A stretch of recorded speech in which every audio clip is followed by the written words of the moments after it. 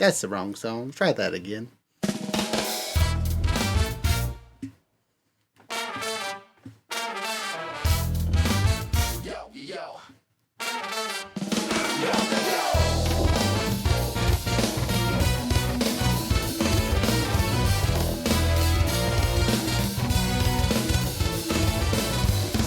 Epic stage is where your journey begins. Our shells are stacked high where the magic never ends. From dice that roll through the tones, ancient and wise, we got all the essentials for your game to arise. With adventure in mind, we craft every piece to make your campaign flourish, your stories increase. For every TTRPG dream, our stalkers refine. Come find your next quest, leave the Monday behind. Epic stages is where you find satisfaction. We bring the spark, you bring the passion. We control the board, you control the action. Epic stages, where legends find traction. Epic stages, where legends find traction.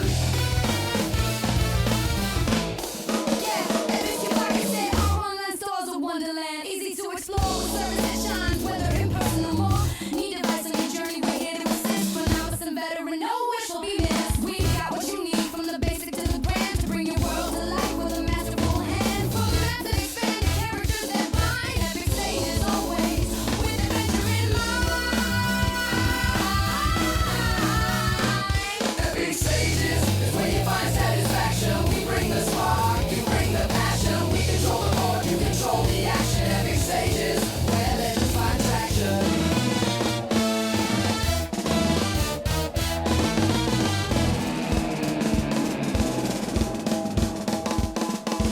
Elevate your game with custom pieces so fine. Handcrafted with care, designed to make you shine. From miniature heroes to landscapes vast, we build every detail to make the magic last. When the final dice is rolled and the journey is done, we offer keepsakes that remind of the battles we won. And every treasure we offer, memories assigned. Epic stages always with adventure in mind. Epic stages is where you find satisfaction. We bring the spark, you bring the passion. We control the board, you control the action. Epic stages, where legends find traction. Epic stages, where legends find traction. Yo, yo, yo, yo.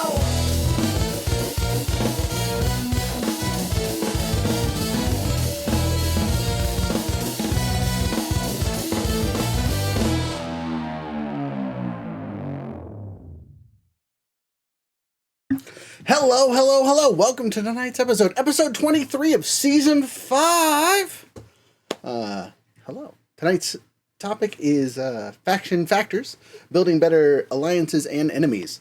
We're going to just jump right into it. We got 3 fantastic star guests with us tonight, and I'm just going to go in order which I see you guys on our screen. We're going to introduce you guys, where people can find you, what you're all about, all that fun stuff to start it off. So, first on my screen, over there be Jeremy.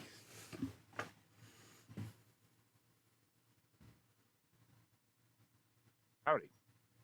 Hello. Who is you? What you do? Where can people find you? My name is Jeremy Bryant. I am the host of Paranormal Normal and co-host of Maniacal Music Musing.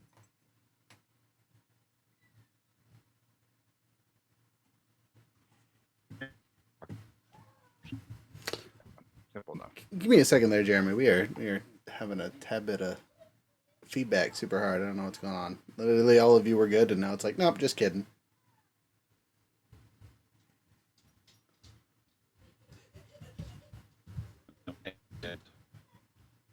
Yeah, I was doing fine. 2 seconds. Let me pop in and Your pop children back. playing it. Right? I want to turn on my volume. Sorry. I will be right back.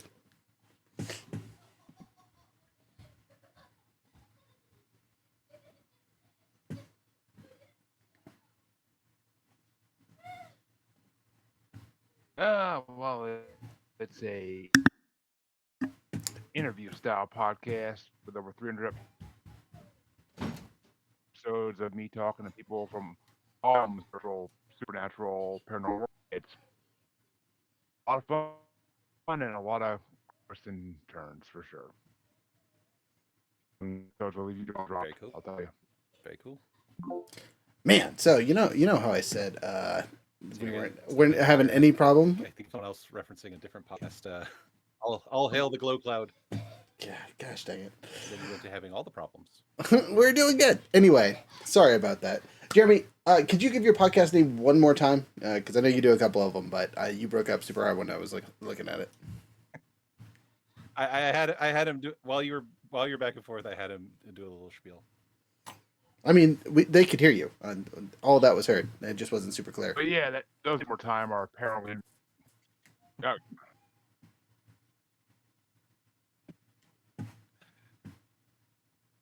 minute.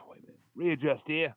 Yeah, the podcast names are Paranormal, The New Normal, and Maniacal Music Musings. Fantastic. Yeah, I'm going to leave my camera off and see if that'll help with the audio. Just better that time? Or? Yeah, much better this time. You're good. We can hear it. Good. Fantastic. Cool. And that's where people can find you, so I'm super excited about that. You have a wide range of expertise, so today's stuff should be pretty fun, as long as we can not have the technical issues the entire time. Moving on to the real Phil Charter, a.k.a. Grumble Bricks. Hello. So I'm Philip. I'm an author and comedian, often at the same time, and my stuff can be found at realphilipcarter.com. I'm also sometimes on the radio here on the UK. I don't know if all of it's going to be broadcast around the world, but you can find out everything just on realphilipcarter.com. Easy peasy lemon squeezy. All right, and last but not least for our star guest tonight, jumping down. For me.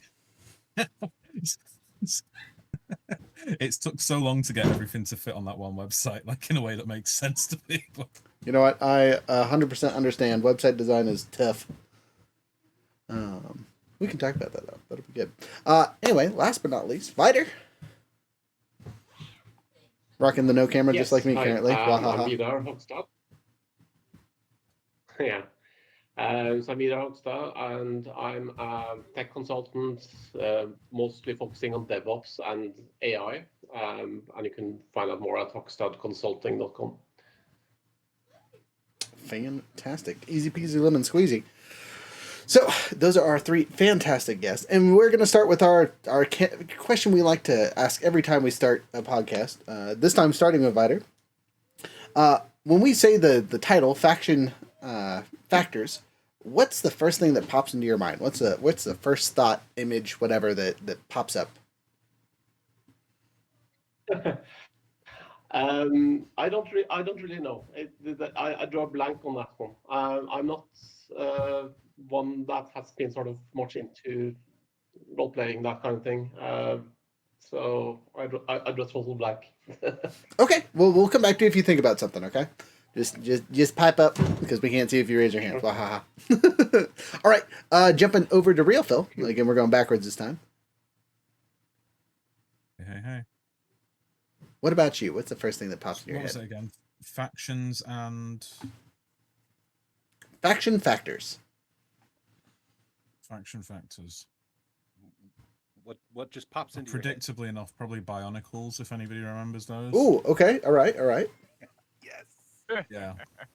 I've got like that wall behind me is like filled with Bionicles. And I just remember, like, when I hear the word factions, I'm not... Like, I like... role-playing games, but I've not really found a group to play them here in the UK. So I'm really into Lego, and paradoxically enough, despite being a comedian, I'm also into being left alone. So Lego's really good for that. And I remember, like, around 2006, 2007, the story kind of really expanded, and it turned out it wasn't just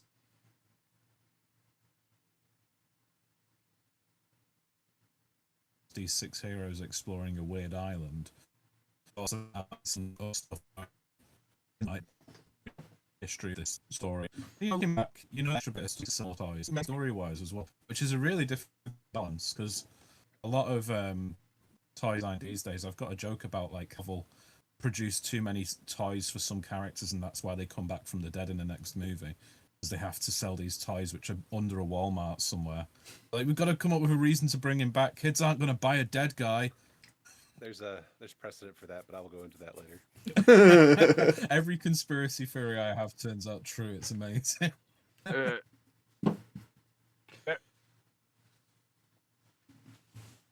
well, you're half right. The first Jordan into Walt Disney. No, just his Oh. head. Ha! Just his frozen head.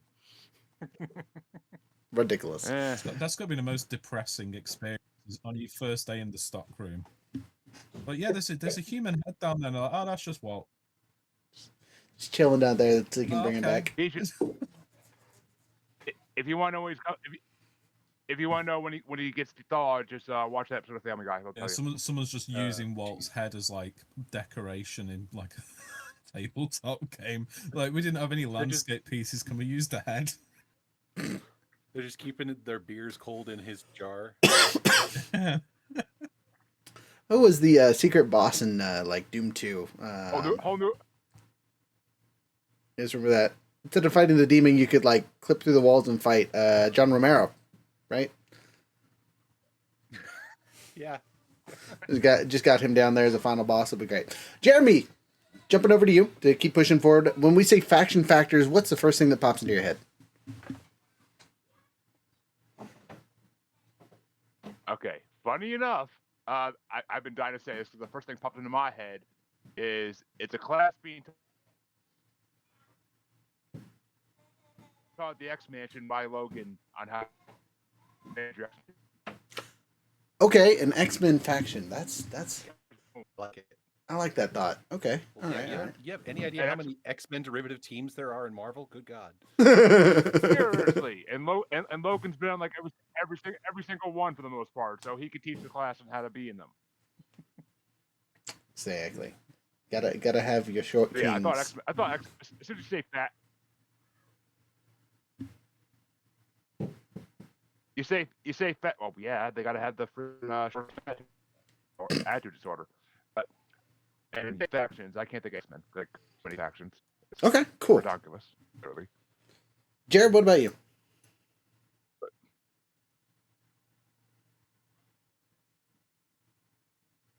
Three video games immediately popped to mind when you mentioned all that is Skyrim, Elder Scrolls in general, really, and Warcraft, because those are very, very faction-driven games.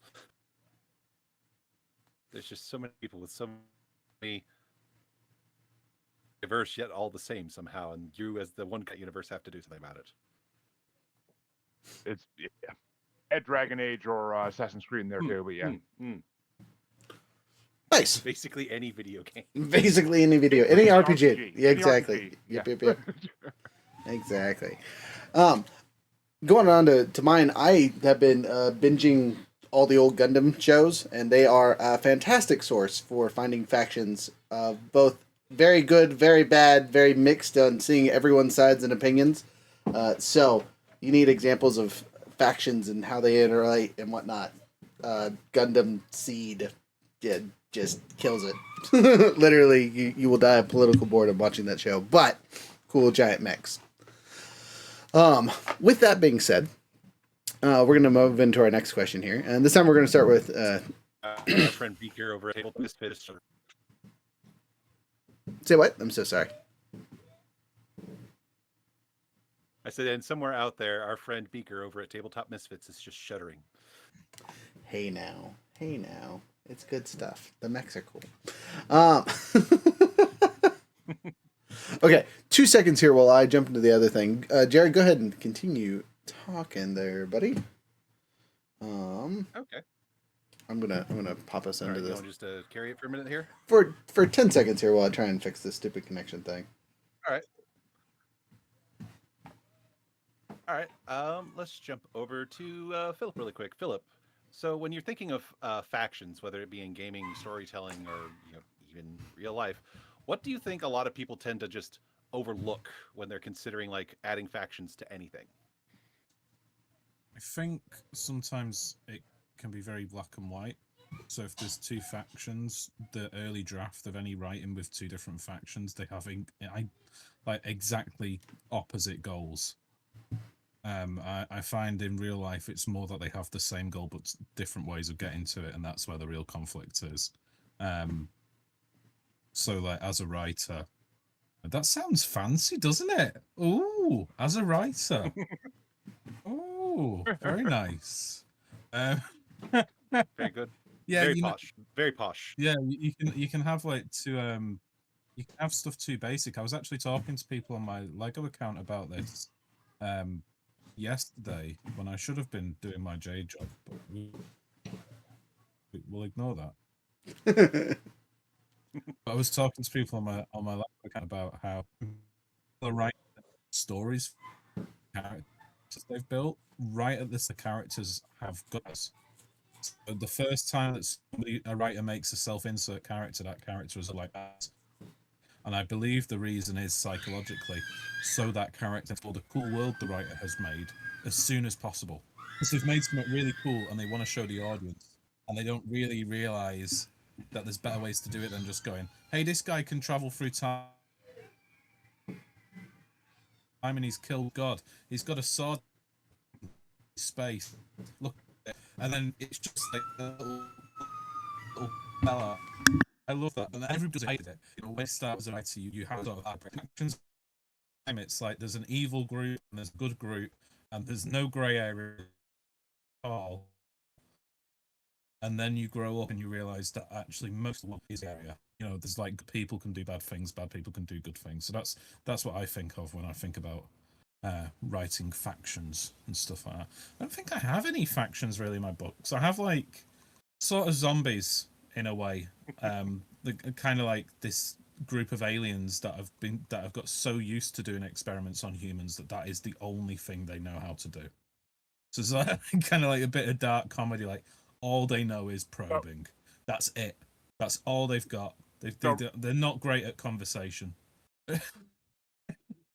So you write nonfiction, okay? Yeah.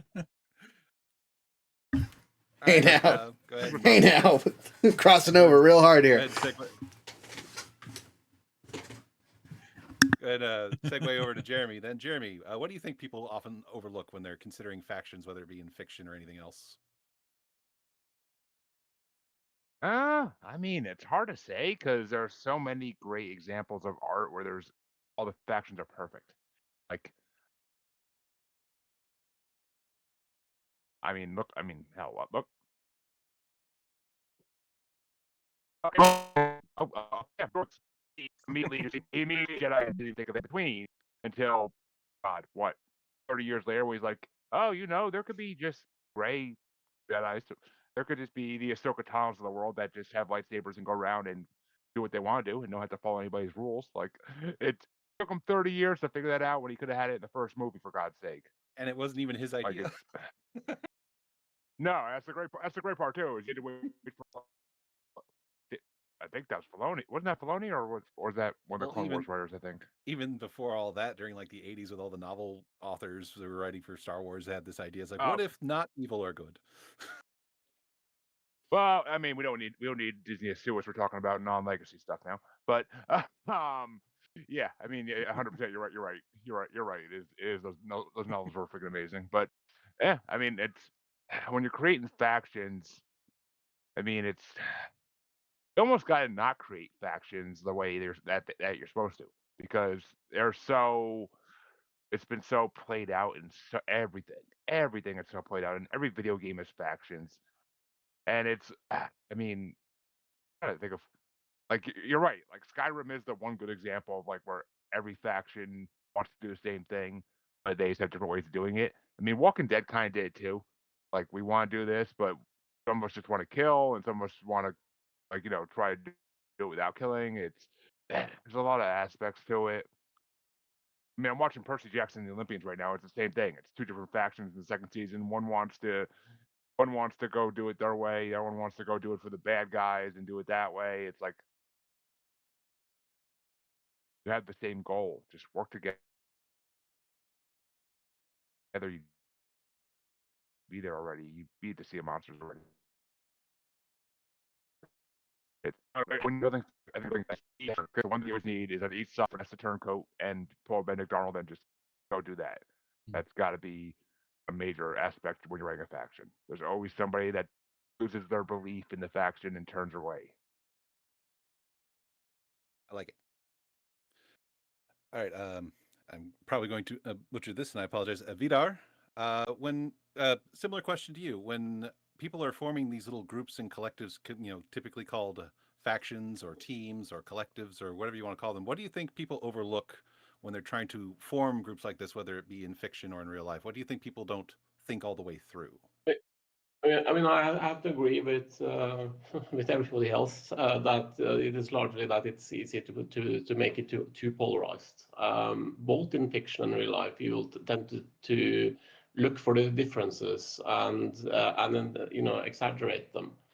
And I've actually written a couple of sci-fi novels as well. That's on Amazon. I don't usually talk about them because they're not even covering my takeaway budget. So it's like.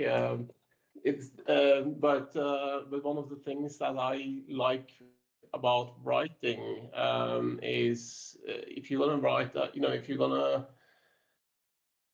write a group of people that are meant to be bad, the most infuriating way of writing them is to make them convincing, as in almost convincing you that they're right, but then do something really heinous. Rather than come out from the start and be like, well, obviously bad, because if they're obviously bad, then they're not very interesting. They're like, well, it's easy to hate them, but you don't get really invested in it. But if you start feeling like, well, they have some good arguments, and then they turn around and do something really bad, it hits much harder. That is a fantastic point and a fantastic segue into something I wanted to talk about. So, go ahead, Jeremy. He's basically, I was gonna say he's basically named a storyline for the governor in Walking Dead, but Yeah, for real. But he makes a great point, right, for how you want to build your villains in the TTRPG setting. One of the things that makes building both allies and villains difficult is figuring out how clear cut you want them to be. How good do you want your good guys? How bad do you want your bad guys? Right? Because it really is depending on what you need for the story you're telling, right? Do you need evil orcs that are definitely evil just because they're orcs? Or do you want people that are like, these are orcs, they're generally violent, but there are ones that are arguably better than most other people because they're kind-hearted and giving and so on and so forth, right? So having the mix thing can make the stories complicated versus straight up and down, right? When someone's dressed in black, they have red laser beam weapons, and they are shooting children and other people, those are the bad guys, and we don't like them, right? Easy peasy. But they, like you said, can be kind of boring, right? They're just the straightforward, these are the goons that we are going to fight. And when you're in the TTRPG setting, sometimes you need that, right? Sometimes it's like, look, we just need a bad guy to fight against because we're trying to play a game where we whack monsters with sticks. But sometimes you're there for the narrative, right? And you're going to push forward like, hey, why are the dudes in black suits, red lasers doing these things, right? And then you get to explore that from some storytelling dynamic, right? Again, going back to our slight conversation with the Gundams that I talked about earlier, right? The two big factions are the Earth Alliance, essentially, and the Space People. I'm going to simplify it just because it's easy. And in the shows, they always go back and forth between the two. There's obvious bad guys in all of them, but there's also bad guys on all the sides, right? Because you get to see heroes from both sides as they fight and do things. And that always makes a compelling story, but it is muddled as all heck, right? You don't know who's right, who's wrong, why the things are happening, and it just causes confusion, right? Whereas if you're trying to tell a clear story, having a simplistic, I'm going to put in quotations, bad guy, a very evil big bad, right? Big bad evil guy is the shorthand for the TTRPG stuffs. You're going to be able to push your story forward via their actions, right? Because we know that their actions are wrong, and our heroes are able to have an objective to fight against, so on and so forth, right? And that's also good for lots of storytelling, right? Because depending on who your audience is, you might not need the nuance of why the big bad evil guy is doing the things he is. He just can be a bad guy because you're allowed to be chaotic evil kind of thing. Going into that, when you guys are working on your own personal stuff... Oh, sorry, Joe, you got something before I push on to the next question? I get a turn to talk too. Please. For a round, that's all. But anyway. Several of you have touched on it a little bit. I'm just going to hyper focus on one aspect of what everyone seems to have a very good consensus on is clear motivation. Because I'm going to pull this in from the world of acting. Whenever you're going into an acting role of any kind, the one of the most important things they hammer into your head at acting school is what is your motivation, and it's become a meme that has lasted all throughout that. It's like, what's my motivation? It's actually a very important question. So yeah, oh yeah, here's a big bads, or here's a big bads, or whatever. Okay, but why? It's like, well, I mean, the easy ones are money, power, and megalomaniacal impulses. I think are the three standard villain motivations, right? Money, Women. power, and yeah. I suppose that would be a good motivator. also- I mean, look at the war for Troy. I mean, I was just gonna say they've also like but it's very important for there to be clear motivation. It's okay if it's a dumb motivation, because there are a lot of villains who do things for very dumb reasons. I mean, I once again refer you to the factions from Skyrim. Why are you all doing this?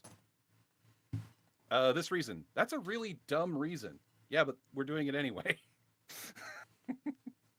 But even if it's a dumb reason, as long as there's a clear motivation on what is propelling your antagonists and your protagonists forward, I think it's very clear.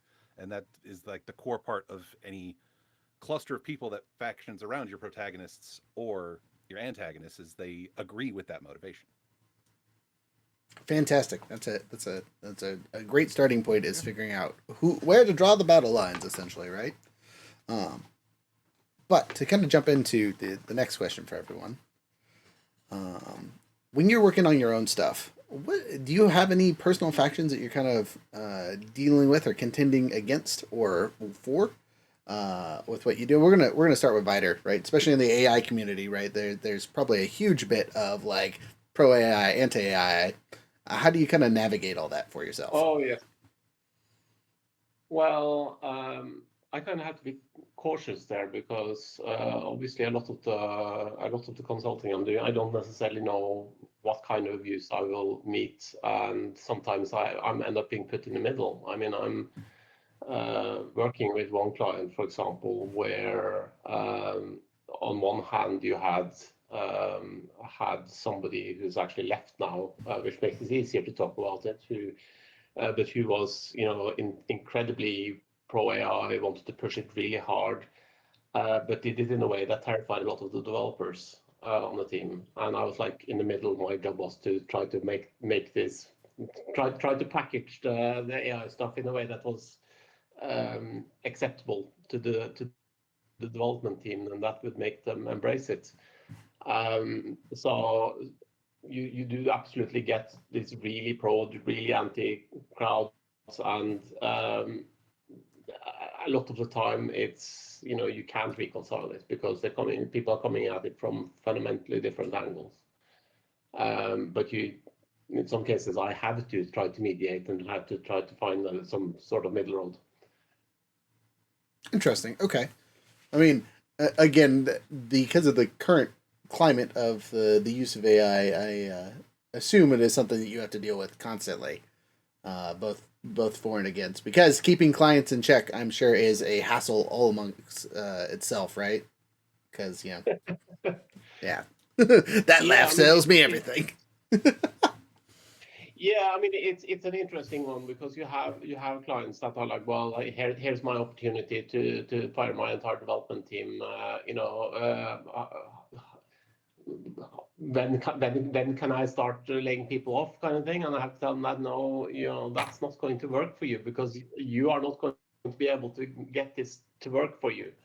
It's not there. It's not at that point. You're better off looking for, well, turning it into leverage and letting getting your existing team to a point where they're delivering more, and you get more value out of them, because you're still going to need them. You're just going to need them for different things. I think one of the sort of big disconnects, going to take the factions, most big disconnects, where it's like very often the development team against the rest of the company tend to be that people don't understand that a very, very large part of the development job is not writing code, but uh, understanding what people actually want out of what's getting built. And development, or most of the writing code bits, they don't need developers, but they've automated away the easiest part of the job. But you know what to build, building it is easy. But figuring out what to build when you are dealing with teams that might not understand how to tell you is very hard. Gotcha. Okay. So, I mean, hearing that though, it seems like even when you are working through this with them, that their internal factions are going to give you difficulty regardless of their feelings as a whole, right? I'll kind of come back to that in a little bit. Philip, jumping over to you. What about you? When you're dealing with your stuff, doing your comedy stuff or your writing, do you have to deal with factions on the regular? I know you said in your books you kind of avoid them, but like when you're in the comedy crowd, is there kind of factions you deal with there? There is, yeah. A lot of people are afraid of talking about it, but there is factions in the comedy world. Well, don't get in trouble on our part. The women's side of things. I'm happy to cause trouble. Okay. I think it's with people that are relatively new as well, with like especially men that are relatively new to comedy. They will try and do shock factor stuff, so they'll just try and go as offensive as possible, and it just doesn't work because when you start off, you're performing in a pub to strangers, typically students or drunks, and then somebody will walk on stage and they will just say the most offensive thing they can think of, and it's not. I'm very pro free speech, like probably an extremist in how pro free speech I am. But the reason they don't understand why the comedy's not working, and I'm like, you've just gone up and just talked about killing babies, and you've not introduced yourself. Nobody knows who you are. You kind of have to have a brand in a way before you can get away with stuff. Like when it comes to books, I can get away with starting off with a weird line. The first line in my first book was, the first of them brought their dead in briefcases. And then you read that line, you go, what the fuck? Hang on, what does that mean? What? And I can get away with that because by the time somebody is reading that, they've already bought the book or they're already watching a podcast, they're already sat down chilling out. But if I like walked on stage and said something that's strange, people would think I'd lost my mind. So there's that element, and then this faction evolved where people were saying, well, I'm going to go to the open mics and I'm going to say this really offensive joke anyway.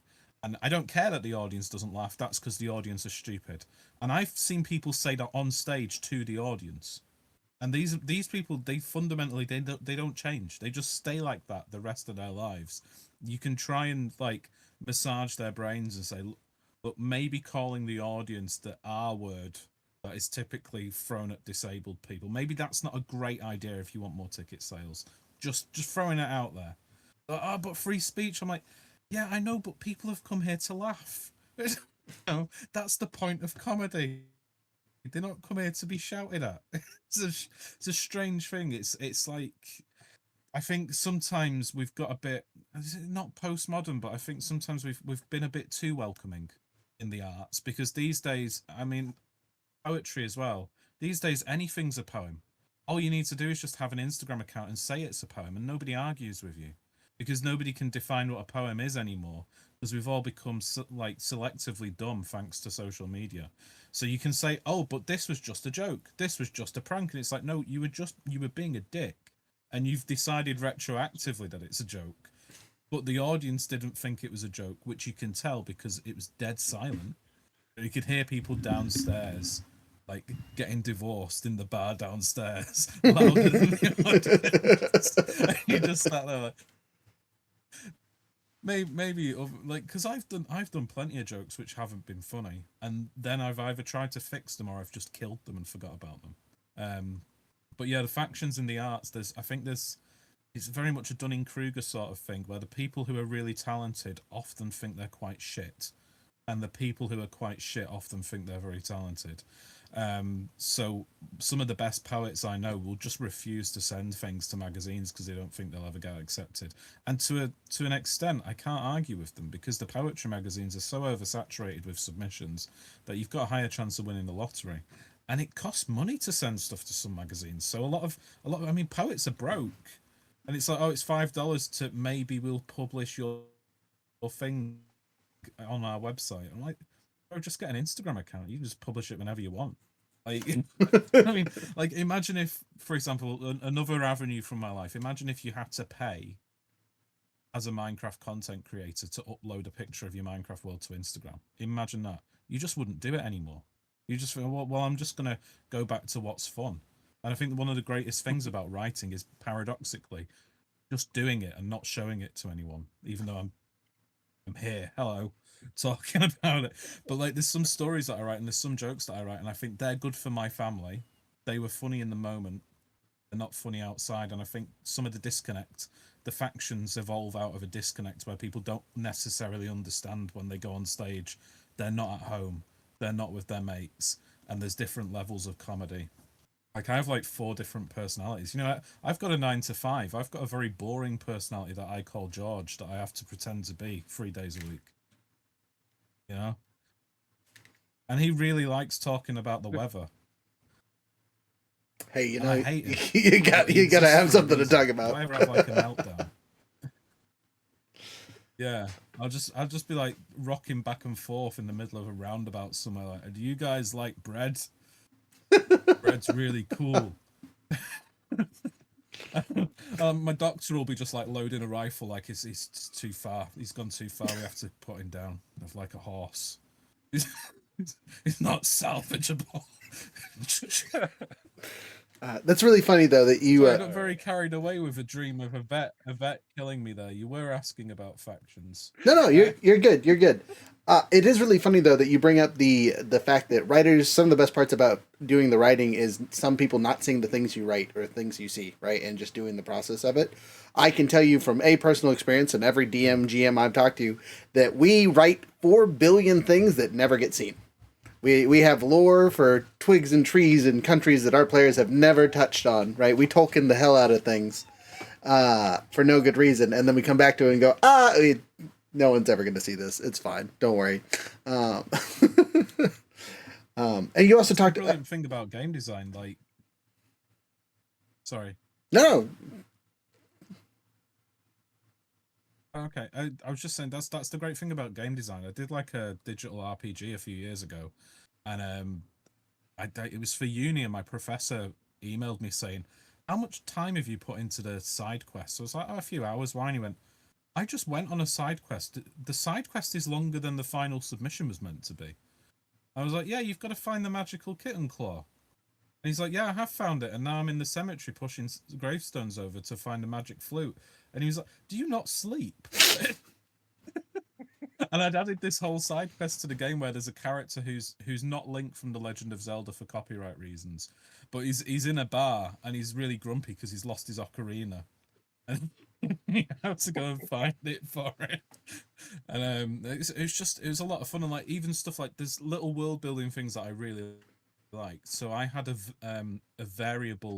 conditional variable in the game where if you hit an icicle, it would cycle through different sound effects that it could pick. So like usually you just have either no sound effects or a very basic, just simple ice breaking sound effects, but I had 5 different pitches so that as you were walking through the terrain, you weren't getting bored of the sound effects because it was always slightly different, even though the graphic for the icicle was exactly the same. It just felt more real, and there's absolutely no need to do that. Absolutely no need at all. And that's the kind of world building I like, because I have no idea if anybody ever discovered that. I've genuinely no idea if anybody ever noticed, and if they did notice, if they cared. You know, they might think it's just how the game engine works. But yeah, that kind of world building is a lot of fun. Nice. It's really nice. Like that's the thing that we all have in common. Like the world building is really entertaining, and it doesn't actually need to be broadcast to the world to be fun. I wholeheartedly agree on that, honestly. Jeremy, we're going to jump to you really quick, though, because we got to hear what you got to say about this. So in your line of work, mostly in the podcast side of things, How are you feeling on the factions in our wonderful industry of talking to ourselves in a quiet room, or talking to our friends in a quiet room? Uh, oh, trust me, there are factions in the podcast world. There are there's something called networks and faction oriented. And even if you're not in networks, there are friend groups that are very faction oriented. And you piss off one person in that friend group, and guess what? You're not working with anybody in that friend group anymore, no matter who you pissed off. So it's it's ridiculous. I literally have lost 10 to 15 podcasters I worked with over the last 3 years because of childish bullcrap. And because it affected one person in a friend group, the whole other rest of the friend group blacklists you. Yep, been there, done that. Feel that wholeheartedly. Factions So, and factions are very real in podcasting. I imagine there's also a lot of like factions when you're talking in like the topics of like the supernatural, encrypted, and stuff. People have different, very stodgy thought processes. The paranormal is torn into factions 100%. I mean, I was gonna bring it up if someone else did, but yeah, I mean, it's especially like which I'm not one, but I see it all over social media. Paranormal investigators, like they are hugely divided into factions, and you see the drama on Facebook all the time. There's police that get involved and everything else too. It's ridiculous. Like people that own paranormal properties out there that own like haunted houses, mansions, and in jails, stuff like that. They're very faction oriented too, and some of them will work together and they'll blacklist certain groups from investigating, and it's all so childish. I mean, I'm glad I don't investigate honestly, because it's just everything seems so childish about it. I'm like, I'm like, I don't want it to be like that horrible show Ghost Adventures where it's just guys running around peeing their pants because they're so scared. Like, I'm good. Like, I don't need to do that. If it's a legit investigation, yeah, I'd love to go. But no, I'm not gonna go and train other whole wannabe family drama. Like, who wants to be part of that? You actually want to investigate, and not be part of reality TV. Yeah, exactly. And I mean, and if you want to talk factions, the biggest faction out there in the paranormal community, skeptics. The people that exist just to say everything that you think is a proof of anything is not. Oh, that's a Sasquatch footprint? No, that's just a human footprint. Humans have that big of toes since when? Right? Who are you hanging out with? Hagrid? Like, what are you talking about? It's just the skeptics are the worst. Like, I've had them in the comments of my shows before, and like I'll shut them all down because I'm like, I will out logic you. Anything you say about this, I can out logic it. Like, why are you gonna even try? Like, I've been coming at every way about every paranormal topic in the world. You want to tell me ghosts don't exist? I could tell you 5,000 reasons why they do exist and 5,000 examples of people who've seen them and dealt with them. So, like, some people just want to be skeptics just to have something to argue about. They don't even care. They just want to argue about something, so they pick a fight the next place they see. And these people believe in ghosts. Let's go screw with them. They are vampires of joy. Vampires. I like that one. That's a good term, Jared. We're gonna steal that for later. They're total Colin Robertson's freaking energy vampires to the max. Yeah, that's too funny. Jared, what about you? When you're navigating our TTRPG stuff, you think there's a bit of faction stuff going on that we get to deal with? Oh, definitely. I mean, just over the 20 years I've been involved in TTRPGs, there are so many just different mindsets and groups. There's the core groups that have stuck with D&D for whatever reason through whatever iteration. There are people who cling to certain game systems like Vampire, saying, "Oh, it's more sophisticated than D&D," or people who cling to like the D&D spin-offs like Pathfinder, Tales of the Valiant, saying, "No, it's D&D, but it's better." So you have all the people who are just clinging to whatever game they like. As far as factions go, saying, "Yeah, you want to learn about Pathfinder? Just talk to anyone about Pathfinder and ask them one question. Hey, is this better than D&D?" And you will get like a 3-hour conversation. But the other big like main divide faction, like in the core of the RPG, like again specifically revolving around D&D, is I'm not really sure what term to call them, but like the new wave of people that came in like the 2010s with like, Critical Role and stuff like that. The critters. Yeah, the new wave. The critters? Is that what we're calling them? That's what we're calling them. Yeah, the critter generation. Okay. The critter generation, and they clash a lot with what are typically called the grognards and the neckbeards, the people who've been playing D&D since the 80s. They're like, oh, back in my day, stuff was supposed to be hard and figure out, and that's how you knew it was a good game. And then you have the other, the newer thing where the extremes and stereotypes. Then it's like, well, I need lines and veils because I need to know I'm safe, and they're always just straw manning each other back and forth. And it's like, me, I've lived through like all of it here. It's like I've been playing for 20 years. I've been playing since second edition D&D. I like the new edition of D&D. How about fun, wild idea? Why don't we all just sit down and just play the game that everyone at the table wants to play? Instead of arguing about what's better. That would make things easy, though. Who does that? So, pushing forward a little bit more with the building of factions, right? When you are deciding how to do stuff, right? I think the progression-ish of your factions is going to be relatively important, right? Is introducing them a main concept, right? And then throwing in other various things, right? I wanted to talk about DC for a second, specifically Batman and Superman, right? They're both on the Justice League, but they are very different heroes across the board. So, like, they are in the same faction, right? But how they superhero are super different. Ha ha ha. Right? Clark Kent is your good boy, does everything by the rule books, is the perfect human being that they could, or not a human being, I guess, perfect humanoid that they could be at all times as much as they can be, right? They're the newest iteration of Superman, I think, captured who Superman is supposed to be really, really well, right? Just that goody two shoes, can't curse, kind of Yahoo. And then we contrast that with our Batman, right? Again, newest iteration of Batman in the movies. Fantastic interpretation of the dark detective who's just a sad boy dealing with crazy people. But they're both good guys. Ultimately, how they get things done is different, but they achieve the same goal, right? And when you're building your factions, that has to be a core piece of why you are pushing forward, right? We talked about that a little bit earlier. But it is okay and probably necessary while building these factions to show those different heroes, quote unquote, right? That are working together to push forward. When the Justice League gets together, they're able to stop universal ending threats, right? And when you're building your stories, those are the things you should build on, right?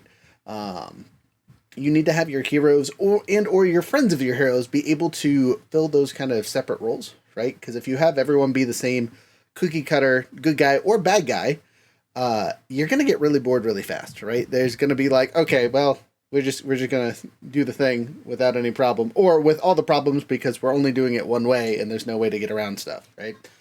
So going back into the actual faction building thing. Oh, go ahead. Cue the Power Rangers team. Cue the Power Rangers team right there. But yeah. We do that all the time over here. Power Rangers hardcore. But yeah, having everyone's different color, that's a great example. Power Rangers is, they all have a unique thing that's kind of their specialty and they push forward, but they're all on the same team, right? They come together, bake a big cannon, blow up the big monster. If you kind of treat your factions like that, where they are arms of the same beast, you're going to have a better faction, whether that's a positive faction or a negative faction, right? If you have enemies that are dispersed in different types, you're going to have more fun with your storytelling. You're going to be able to push more narratives. You're going to be able to let your own party, which is generally not going to be the same type of character, shine in different spots. Right? When we're doing TTRPGs, there's a lot of balance in like making people spotlight at different times, and having a complex faction with multiple fingers to fight is going to be the best way to get around that, right? So pushing forward just a little bit on that note, what is your guys' like favorite faction from fiction? Favorite faction fiction? Say that like 20 times fast. We're gonna start with Jeremy on this one. Jeremy, when you already talked about the X-Men, so you can't count that one. But is there another one that you think of that is just like, I love this because it is just amalgamation of a whole bunch of different things? None of them. All right, you took away my answer. But that really is a favorite faction. But I got others. I mean, actually, yeah, I said it earlier, but let's go back to it. Let's look at Dragon Age. Okay. Look at Dragon Age. In every game you got you, the nameless hero, who has whatever name you give them, and you want to do usually you want to do things the right way and be a good guy and not kill people. Usually, depending on how you play the game, but I don't play the game that way. But a lot of people do, and I'll chop heads off. I don't care. But it's then you got then you got someone like Morgana, who her immediate reaction to everything is let's just kill them. Let's just kill them, take their treasure, and go. And that's, I mean, it's kind of like the Wolverine Cyclops thing. I know you said no accident, but it's kind of like the Wolverine Cyclops thing. Like it's just one's chaotic good, one's chaotic evil. Like they just want to do these amazing things to save the world, but they have different methods of doing it. That's why X-Force was such an amazing thing. Because Wolverine probably got the chance to just kill the bad guys, which is the biggest issue in pretty much all fiction, but especially in comic book fiction. Why don't you just kill the bad guys so they don't come back and do it again? Even Batman doesn't kill the bad guys, and I don't know why. Kill the Joker, and you don't have to deal with him killing your Robin boy. You don't have to deal with him. You don't have to deal with any of these freaking psychotic people that are living in an asylum. Just kill them. Yeah, it's a moral judgment thing, but well, and sometimes that's the story you're telling, right? Right? Break out. It should just be I'm done. Well, yeah. Frank Castle has joined the chat. No, right? Yeah. Frank just showed up. There you go. There's somebody that actually gets it done right because that's his mindset. Is kill them. That way they don't get out again. He's had the argument with Spider-Man 1,000 times. Why don't you just kill them so that way you don't have to fight them again? Because yes, it's business because you're gonna bring the same rogue gallery back over and over again to keep. I was gonna say, but for the record, that is why. They gotta keep the people around so they can use them again. Go ahead, Jared. The specific in-universe counterpart for Spider-Man on that is his arguments with Frank Castle, is because Spidey does, for the best part he can, whenever he can, he tries to save his villains whenever he can. He tries to rehabilitate them whenever he can. And then he blames himself and carries the world on his shoulders when he inevitably fails. Because Peter Parker can't be happy. And look what he does. Look what he does. He gets his aunt killed. He gets every girlfriend he ever has killed by the damn villains because he won't just end them.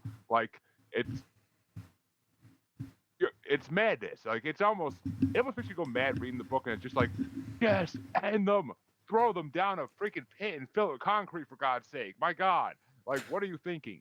It's just, it drives me insane. I get being good, but after a while, there's just certain people that can't be saved. Green Goblin ain't ever getting saved. I don't care what anybody says. Green Goblin's always going to be insane. Willem Dafoe, but.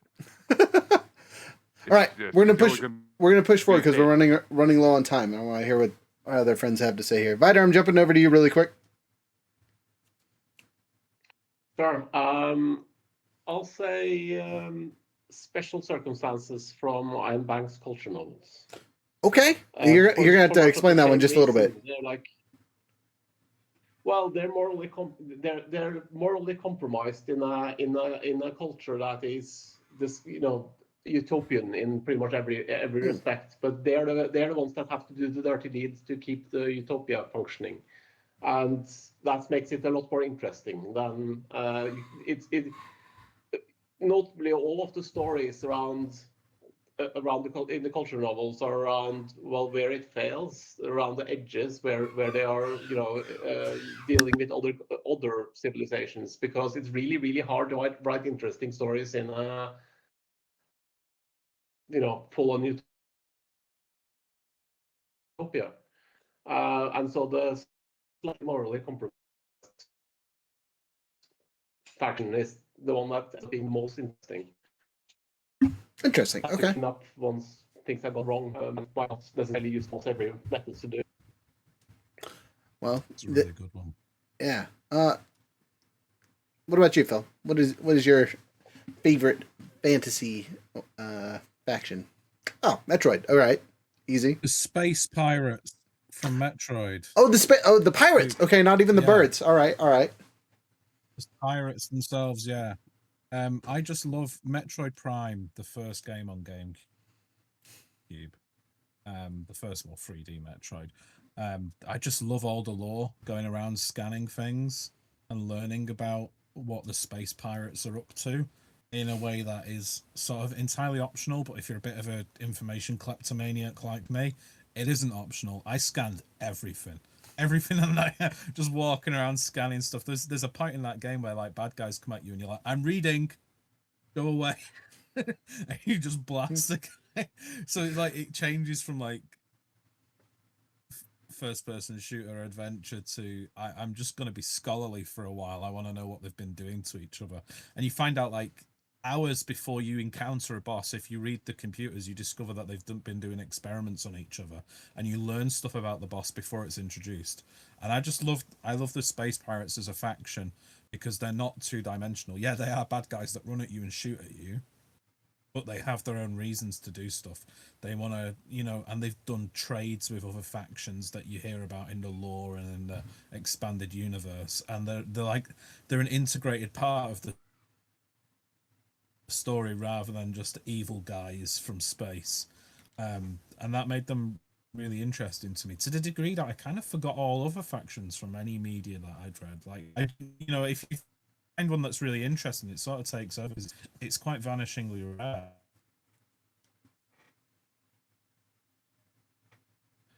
I think it's much really nuanced. I don't know if we've seen a good space pirate, but no, it's not out of the realm of possibility.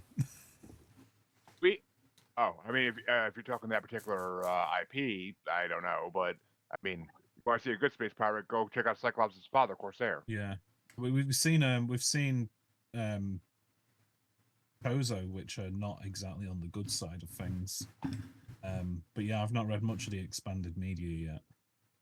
Still not finished Metroid Dread. I got a new Switch just so I didn't have stick drift, but I kept getting wrecked because of stick drift. Oh, don't get me started on Switch's stick drift. Rabble. I gotta get new controllers again. Jared, before I do my little yada yada, what about you? What's your favorite faction? It's actually a really hard choice for me to make because there are so many great factions with lots of complexity and just coolness about them. But if I had to pick one from recent years, I'll go ahead and go with Star Wars, but it might not be the one you think. It's not Jedi, it's not Sith, it's not the Empire, it's not the Rebels or any incarnation of those. No. The Mandalorians. I know where you're going. Yep.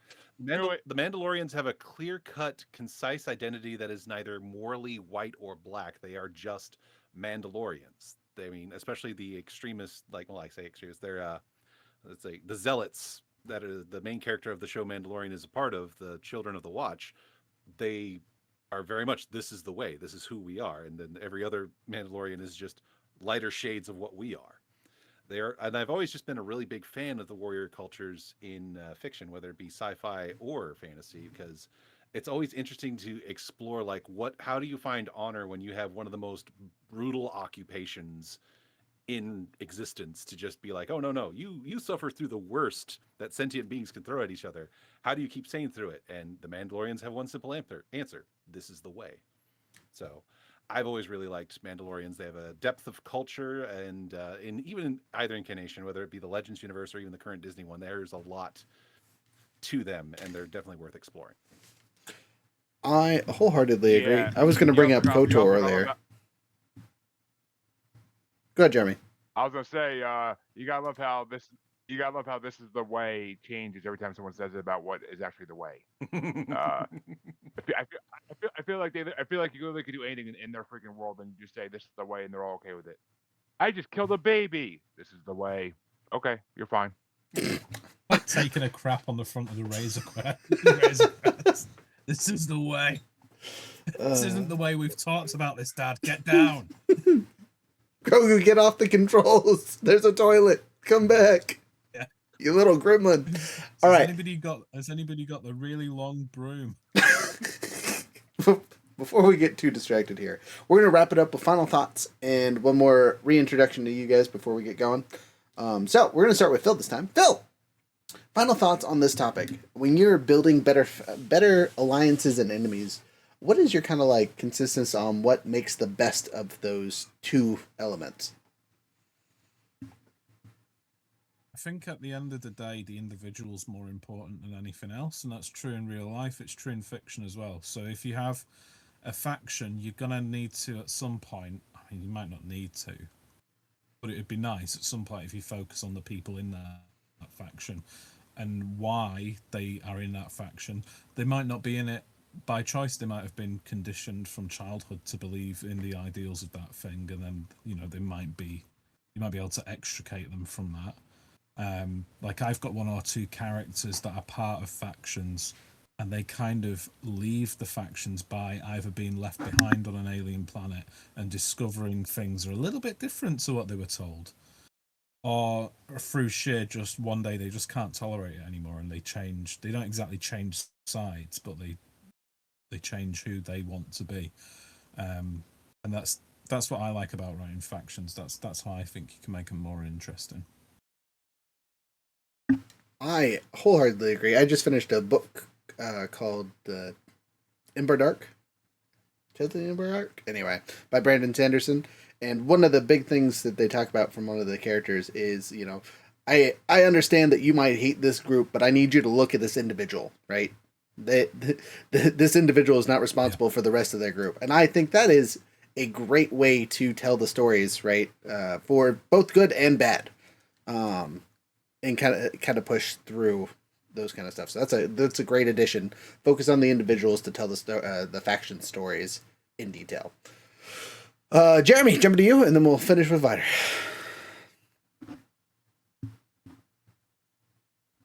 I mean, having a good faction is pretty cookie cutter. Honestly, in this day and age, it's a medium for any kind of fiction that's been done over and over again, or you can even use nonfiction to base it off of. So, I mean, I feel like it's less about the faction and more about the storyline.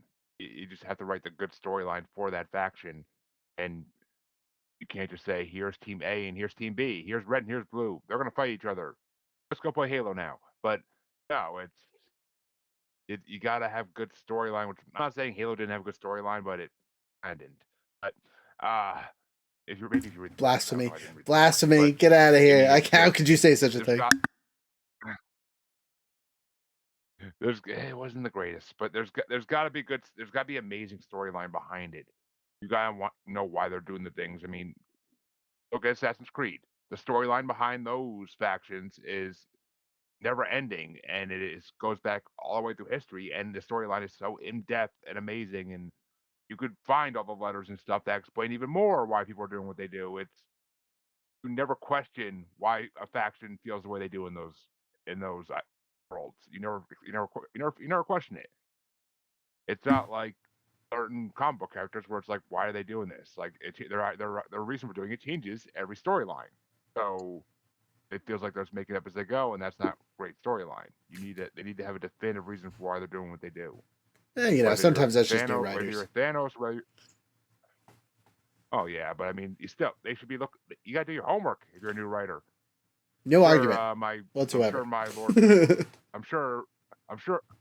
I'm sure Lord Awesome Beard next to me could easily tell you that too. You got to do your homework if you're going to write somebody else's IP. Yeah, don't publish the first draft. That's my rule. I wrote like 3 novels before I got around to publishing one, and I think you need that. You need to power through all the crazy teenage bullshit before you can like get to a decent novel. That's funny.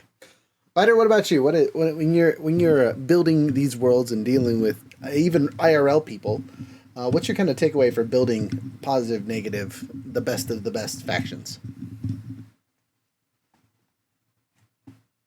Well, I think if you lean too hard into faction, so basically I'll come at what Philip said from like the opposite angle. If you're leaning too hard into the factions as opposed to the individual, that's basically you're taking a shortcut. It's a way of avoiding exploring the individuals.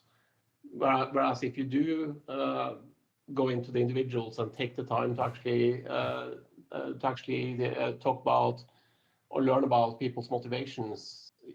Factions fall out of that. People fall into, you will categorize people based on that. But if you're leaning into factions, it's largely a way of not having to do that characterization, because hey, people will just assign all kinds of attributes to them based on the faction, and so to an extent it's lazy, both in real life and in fiction. It's a way of not having to learn or not having to talk about or learn about the details of the individuals making up those factions. Okay, so yeah, I totally hear you. You got to be careful not to overdo it, otherwise you're going to underdo it. So I like that. Last bit here before as we take off here, Vidar, where can people find you? So in case they want to check out your stuff, one more time. Hokstadconsulting.com is the best place, or search for my name on LinkedIn or Google. My name is globally unique, so I can't hide. So Vidar Hokstad. Even if you misspell it, you'll probably find me, basically. Nice. All right, Philip, what about you? So I can be found on realphilipcarter.com or linktree/Philip Carter, for books, podcasts, comedy, everything. Fantastic. And Jeremy? You can find me either as Watchy Largefoot on Facebook. I know I love it. And at Juggalo Bastard on the Gram and X, and Paranormal the New Normal and Maniacal Music Musings. Look up either podcast name on YouTube or any podcatcher, and you'll see everything. Fantastic. Okay. Jared, are you doing anything special this week on your side of things? Surviving. Gaming is currently with the loss of my PlayStation 5. I've put a hold on the Baldur's Gate 3 playthrough. So right now I'm just playing through Pokemon Infinite Fusion, and then I also started a Stardew Valley playthrough today, just because I desperately needed some wholesome zen in my life, and Stardew Valley is a uniquely qualified game to provide that. So that's all that's going on my channel. I'm gonna invade your world and make potatoes or something. I fucking love Stardew Valley. But jumping into our side, the other side of our stuff. This coming week we have Cosmere on Monday, D&D on Wednesday. I've somehow talked my way into running both of those, so you get to see me DM both of those this week. And then 10% off code, if you guys listen to the whole video here, is going to be basic 907, because it's the start of the year. We're going to keep it basic. Ha ha ha ha ha. That'll get you 10% off the website, all caps. Let's see, what else? We have no events that I know of in January besides personal scheduled service stuff. So you guys won't see us till the beginning of February, where we're doing all kinds of fun stuff. Biggest one though is Comic-Con, so be prepared for that. We got all kinds of cool things coming in, so if you guys haven't checked out the Discord lately for when I post new products and things, keep an eye out for them. Missing anything else, Jared, before we get out of here?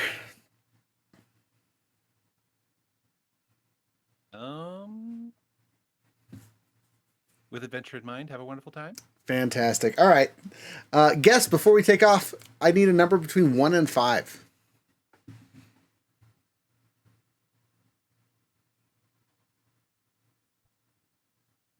3. 3. All right. Phil? 8. That's not between 1 and 5. Oh, I didn't. It's too late for me, or too early, depending. 2. 2. All right. I feel like I missed somebody.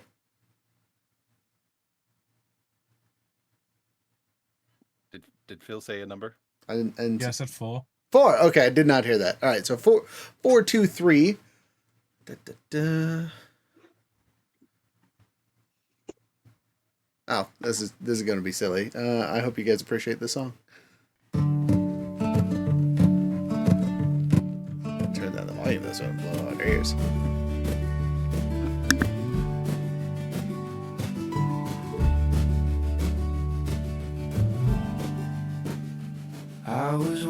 walking down the street again, thinking of my list, my work, my pen. Then something scuttled by the curb, tiny legs moving with a little smirk. Is that a fucking crab? It's a crab, it's a crab. Look at those claws, 10 little legs and a shell with tiny flaws. They can walk sideways and snap real fast. He's the king of crustaceans, built to last. Is that a fucking crab? What a shell.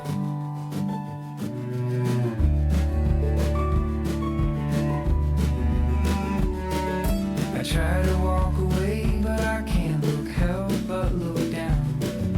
His little eyes scanning all around. He waves a claw like he owns the street, pitch in the air like he won't admit defeat. What a fucking crab. It's a crab, it's a crab, check that shell. Exoskeleton strong, I can tell. Some can't regrow claws if they lose a fight. Living by the tides, hiding out of sight. That a fucking crab.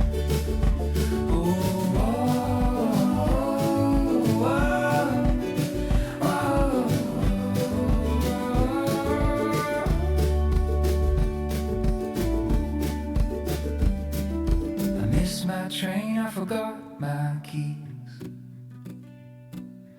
All my thoughts gone with a gentle breeze. All because of one small crustacean. He waves goodbye and scuttles out of view. I follow him halfway down the avenue. Is that another fucking crab? It's a crab, it's a crab, sideways parade. Little pinchers ready, fully displayed. Nature's tiny spectacle can live on land, can live in the sea. Tiny king of distraction, wiggling free. So glad I got to see a fucking crab. Not to get to work after I call a cab. Where'd my phone go? Maybe I'll see another soon.